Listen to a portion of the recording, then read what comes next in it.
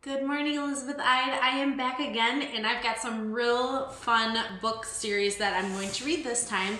It is called 5-Minute Marvel Stories for any of you adventure fans, anybody who likes Spider-Man. There is Iron Man, Guardians of the Galaxy, Black Panther, Black Widow. There is Captain Marvel, she's new. I think even the Hulk's in here, Thor. I was called out from by one of my kindergarten friends, and again, his brother in second grade. They have been watching all the Avenger movies, and they really wanted some books that involved the Avengers. And of course, my husband and I are huge Marvel fans, so I, of course, wanted to buy the book. So 5-Minute Marvel Stories. So there's going to be lots of different stories that you'll hear me read over the next week or two out of here. This is called the Table of Contents. So in here, it tells me in my first page that the story I'm going to read about today is called The New Spider-Man in Town. Okay? So The New Spider-Man in Town. Miles Morales is a student at Midtown High School in New York City. He's happy and he has a thirst for knowledge, especially science. So he's really into science. He loves that. That's probably his favorite subject at school. He was a young boy just like any other, working hard and doing the right thing. But something soon happened that changed his life for good. Now, if any of you know the story about Spider-Man, you know what's going to happen next that changes his life forever. While in chemistry class, Miles noticed that his good friend, Peter Parker, kept sneaking out of school. Miles grew suspicious, wondering if something was wrong with Peter, if he was okay. Soon one day, Miles followed Peter and watched as he snuck a mask from his bag. What do you think he's sneaking a mask from his bag? And if you know who Spider-Man is and the connection to Peter Parker, you know who I'm talking about. But it wasn't just any mask that Peter was sneaking. It was Spider-Man's mask.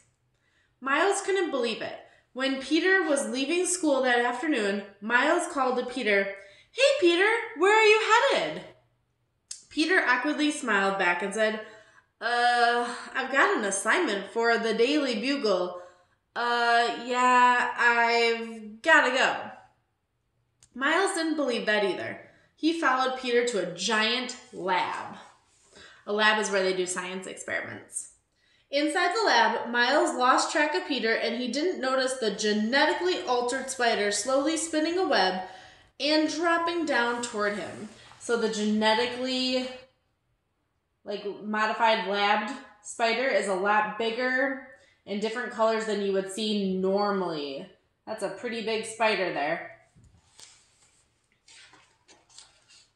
Yeah! The spider bit Miles right on the hand.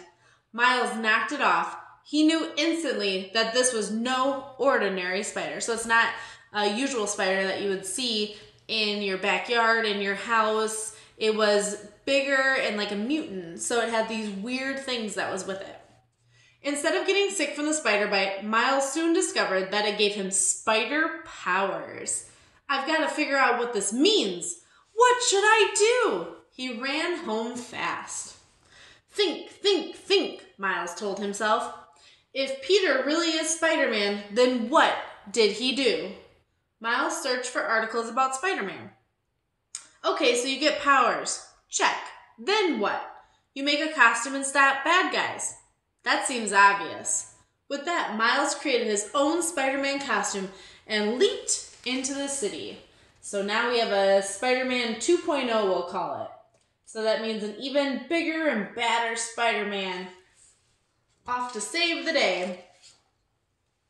I can run on walls, Miles yelled as he scaled the side of a building. He was enjoying discovering his powers, and climbing walls wasn't the only one. Miles soon discovered he had an amazing spider sense that warned him of danger. What the heck?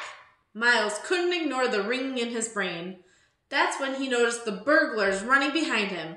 In that instant, what started off as fun became very scary.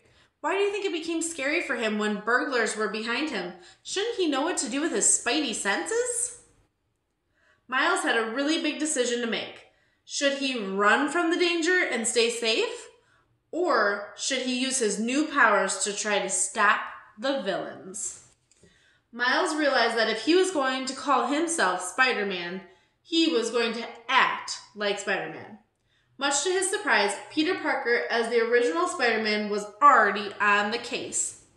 One of the criminals was getting away, but Miles was able to help. "Hold on, Helmet Head," he announced. "The only place you're running off to is prison."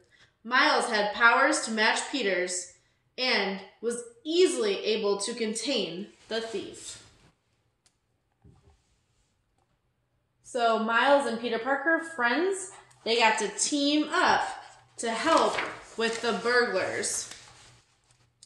It wasn't until the action was over that Miles realized just how much danger he was really in. He climbed to the top of a building and wanted to fade away, which is exactly what he did. This was a brand new power, one that Peter didn't have. He camouflaged himself into his surroundings. That means like animals, when you can't see an animal that's green and they're on a leaf, that means you can't see them. They're camouflaged to the color of what they're on. So what he was camouflaging into was the brick building. Peter Parker swung up to where Miles had been. "Miles, is that you?" Peter called out. "I recognized your voice. Believe it or not, I know what you're thinking. I went through the same thing when I first got my powers." Miles was stunned. "You did?" "Sure I did," Peter said. "My Uncle Ben used to tell me that with great power, there must also come great responsibility." Peter tossed Miles something from his costume. "Here, you can have these extra web shooters for now," said Peter. "Whoa, cool," Miles said while testing out the web shooters. Miles looked up to Peter, figuring out what he should do. "Maybe I can follow you around for a few days, see how it goes." Peter Parker was a lot cooler than I thought he would have been. I was thinking that he was going to be very upset that his friend was now another Spider-Man. "I think that's a good idea, but you can't go around calling yourself Spider-Man. That name's taken." "Oh, I'm definitely Spider-Man," Miles said, smiling again. The two swung off together to patrol the friendly neighborhood. It wasn't long before Peter got them into quite a pickle, surrounded by some of the nastiest villains in New York City. And that's when Miles knew... What do you think he knew? Once Peter Parker surrounded him by some nasty villains. He was born for this. So he was born to be another type of Spider-Man. He was born to help the city. The battle roared while Peter kept poking fun at the rampaging villains. Miles was terrified. He was scared. "How do you keep joking in the middle of a fight?" he asked Peter. "Aren't you scared?" That's when the rhino grabbed Peter by the neck. Peter couldn't let out another word, funny or otherwise. Miles turned and let loose his newest and last power. Another power that Peter didn't have at all. Miles would later call it his Venom Strike. And it put Rhino down for the count. Peter was safe. So he has some different powers that Peter does not. Miles and Peter wrapped the baddies up in maybe a little more than the usual amount of sticky stuff, the webs. Peter said, "Come on, if you're not going to change your name, you've got to learn how to crack jokes. It's part of the job. Give it a try." Miles scratched his head, thinking while looking down at the webbed-up villains. Then he said, "Looks like you've got yourselves into a sticky situation, evildoers." Peter sighed. "Wow, somebody call the doctor. You have no funny bone." So that is the story about how one of Peter Parker's friends became Spider-Man, another version of Spider-Man. The next story that I'll be reading in this Marvel book is called A Family Affair. And I'm going to show you a picture, and maybe you can make a prediction as to what kind of Marvel characters that is if you've seen any of the movies. They are part of a galaxy, and they are some guardians of that galaxy. So stay tuned. It'll be coming to you soon. Bye.